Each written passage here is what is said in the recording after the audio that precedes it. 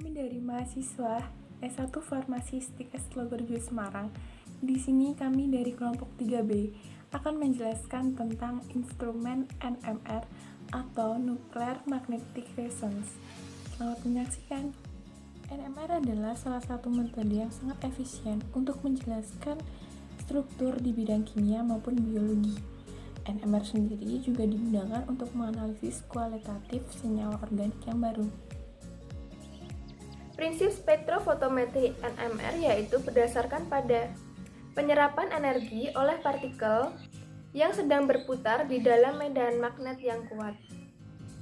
Jumlah dan tempat proton dalam molekul senyawa organik menentukan bentuk spektrum yang dihasilkan.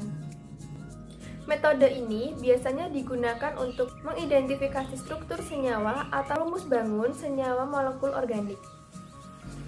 Kemudian, untuk kelebihan dari spektrofotometri NMR yaitu yang pertama, dapat digunakan untuk analisa kualitatif maupun kuantitatif.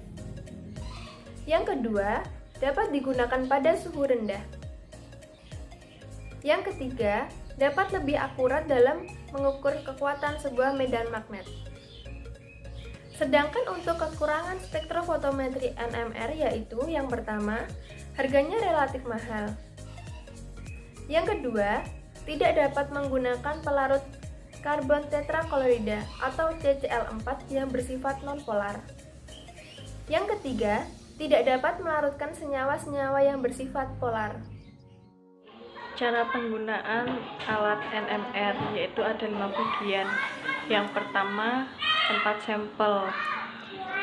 Tempat sampel berupa tabung berbentuk silindris. Sampel dilarutkan dalam pelarut tidak mengandung proton seperti CCl4 dan CdCl3, D20 atau asetonitril, dan sejumlah kecil yang ditambahkan sebagai internal sekitar sumbunya untuk mengusahakan agar semua bagian dari larutan terkena medan magnetik yang sama. Celah magnet terdiri dari 2 bagian. Magnet pokok mempunyai kekuatan 14.100 gauss dan ditutupi oleh potongan-potongan kecil kutub elektromagnetik. Pada celah magnet terdapat gumpalan yang dihubungkan dengan osilator frekuensi radio RF 100 MHz.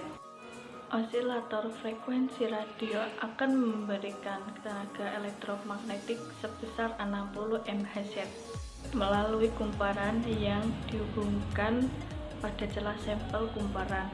Selanjutnya memberikan tenaga elektromagnetik yang digunakan untuk mengubah orientasi perputaran proton.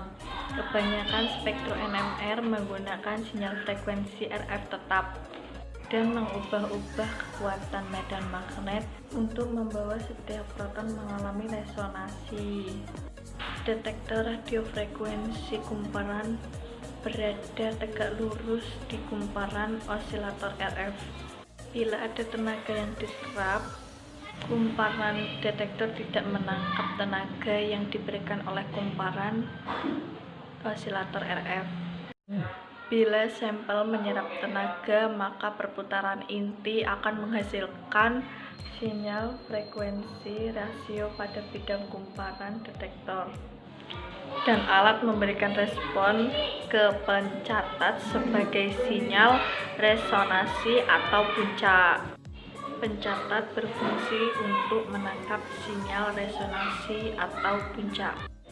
Sebelum sinyal sampai ke pencatat, biasanya dilewatkan terlebih dahulu ke audio amplifier untuk menggandakan sinyal sehingga menjadi lebih nampak. Dari data analisa yang didapatkan dalam 13 spektrum C NMR dari 30M, 60M, ACD dan heroin, sinyal C10, C13, C14, C15, C16, dan C17 juga diperkirakan akan diamati pada wilayah yang sama. Puncak-puncak ini sangat luas tetapi sangat lemah dan bahkan tidak dapat diobservasi dalam pengukuran di lapangan. Hal ini dapat disebabkan karena pengaruh atom nitrogen dan konfigurasi struktur. Dalam 13 spektrum C C-NMR dari 30M, intensitas C10, C13, C14, C15, C16, dan C17 jelas lebih lemah daripada puncak lainnya. Sangat berbeda jika dibandingkan dengan morfin. Meskipun puncak-puncak yang sangat lemah dalam spektrum karbon 30M, 60M, ACD, kodein, dan heroin masih mungkin untuk menarik kesimpulan pada struktur tersebut menggunakan spektrum 1D dan 2D NMR.